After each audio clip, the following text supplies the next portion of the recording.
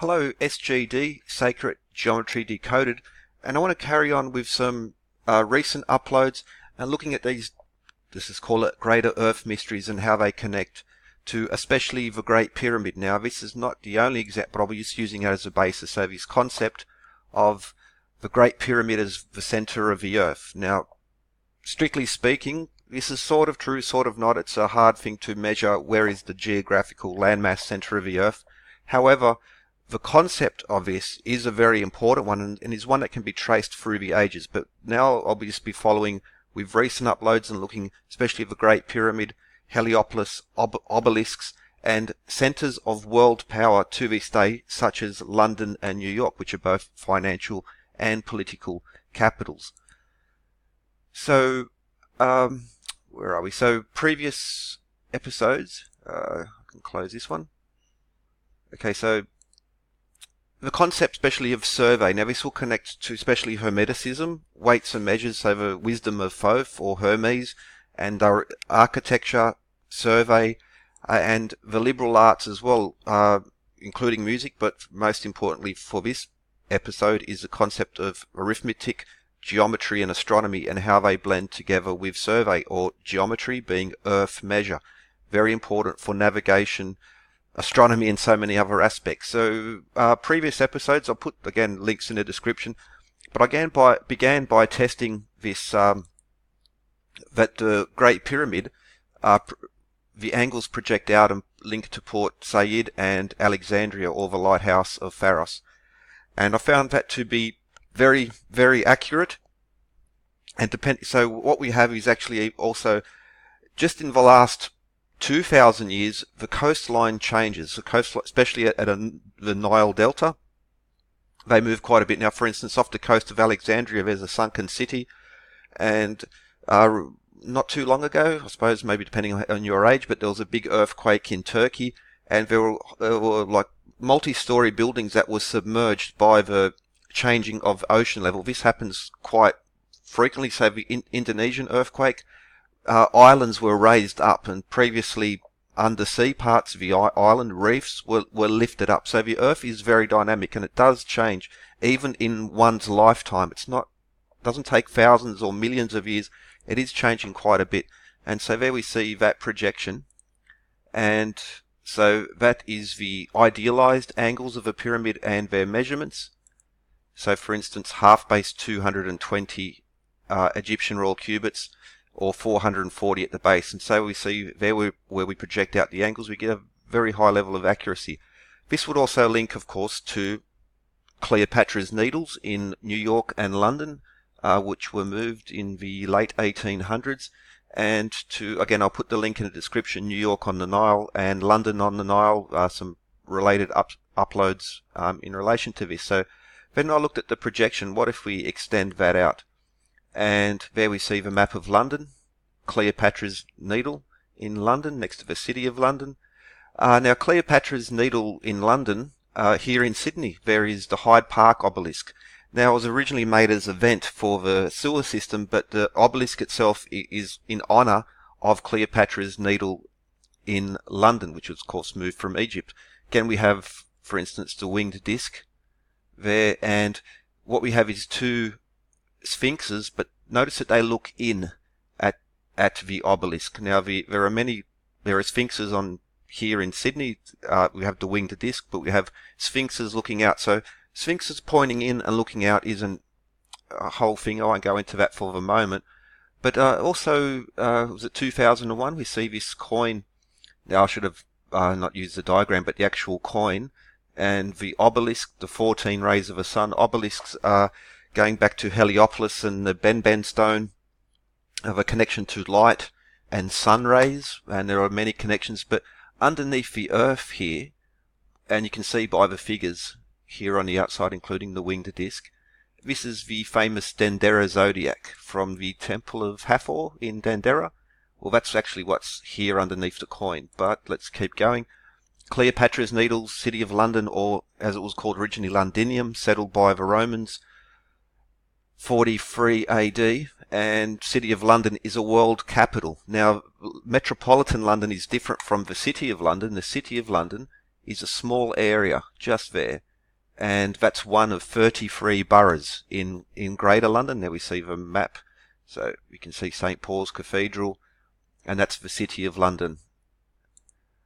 Now, okay, so that's the Gherkin, as it's called. That's by Lord Norman Foster, this very important architect. We'll come to him in future, but of course, the City of London and London itself is on the River Thames. Originally, it was called Thamesis, or Thames is still referred to as the Isis. So we see a map from around about 1900, the River Thames or Isis.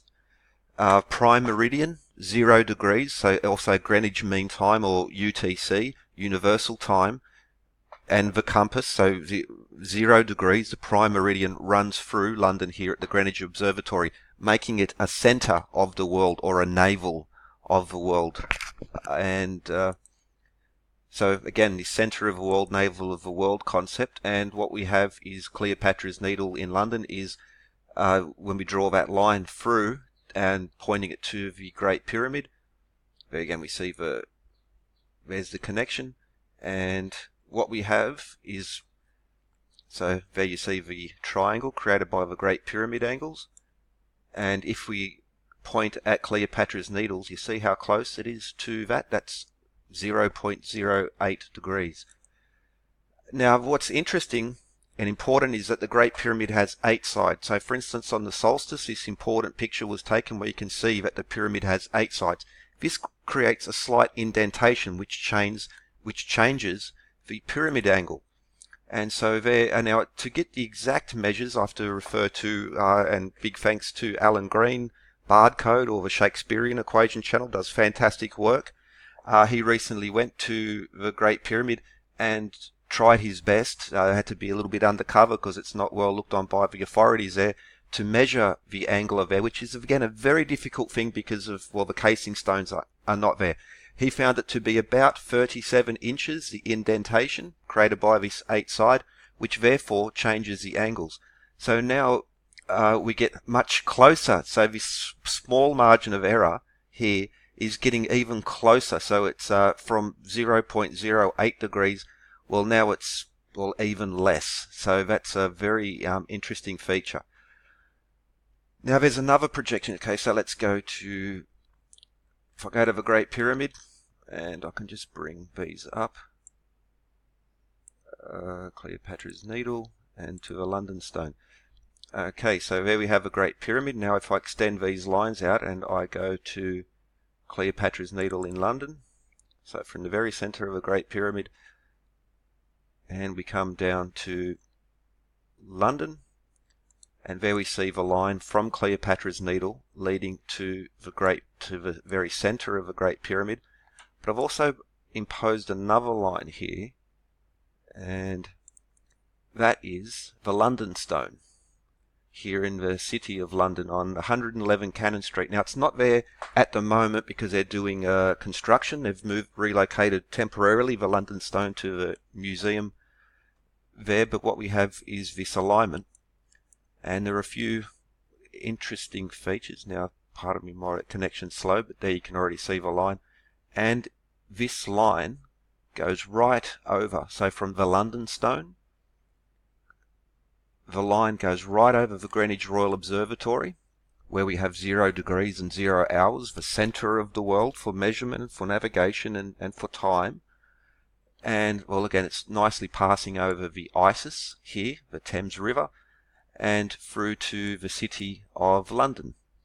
There's the London Tower, but the city, and there's St Paul's Cathedral. But what's happening there? Well, we have a nice alignment, and let's examine that a little bit more. So first, the Greenwich Meridian. Now the pyramid angle is 51.84 or 51 degrees, 51 minutes. Now, Greenwich Royal Observatory, well, I won't go into that now. Pendulums, the metre, the second, multiply the pyramid by the number of seconds per day, 86,400. You get a perfect description of the size of the Earth. But also that Greenwich and London is so close to this angle.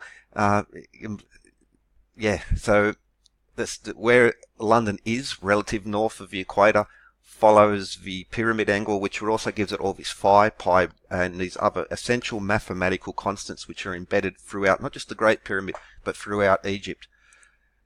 Now, so the axis mundi is another concept here. So the omphalos, or the Benben stone, or the axis mundi being the center of the world, which is this common feature throughout so many cultures and across time. But London, the navel of the world, the basis of the coordinates, the basis of time is measured here, making very, very important in Hermeticism. So that line from the Greenwich Meridian through Greenwich Observatory up to the London stone or the navel stone. Well, also the City of London is a world centre of finance. The City of London, not well, metropolitan London, yes, but the City of London being special. It's the oldest of the 33 boroughs. It's basically the Roman city of Londinium, and the Romans brought some really interesting stuff here. So we zoom in. So there we see the location of a London stone on Cannon Street. This again, City of London, St. Paul's Cathedral just over to the side. Over here. Now there's also a plaque to the London School, which this line runs over because 153, the London School 150. Okay, but let's not look into that for the moment. But what's this alignment crossing?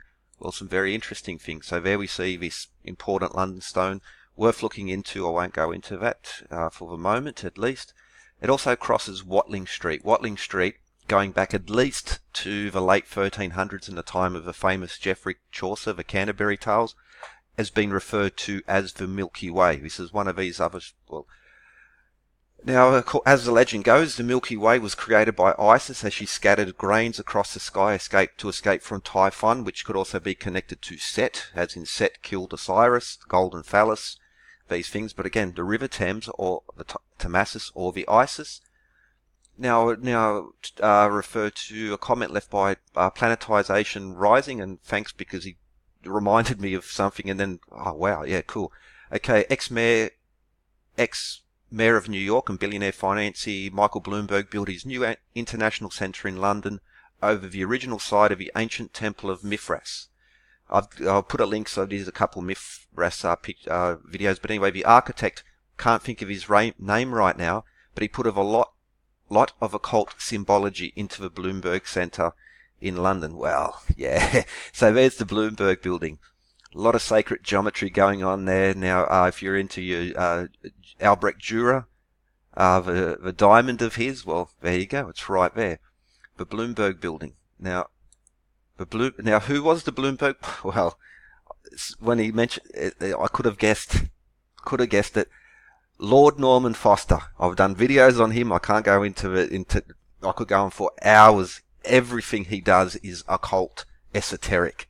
We from the city plan. Yeah.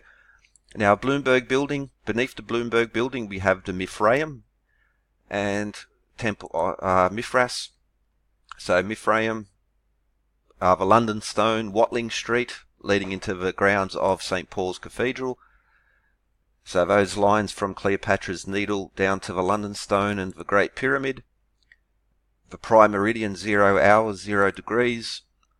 The London, well, yeah, that City of London. Now, I'm going to finish off here and I'll carry on because there's a lot of connections to New York and London. They are both centers of finance and politics. They are navels of the world, centers of so many aspects, and this will carry on. Links in the description to earlier videos such as New York on the Nile and testing the Nile Delta projection from the Great Pyramid.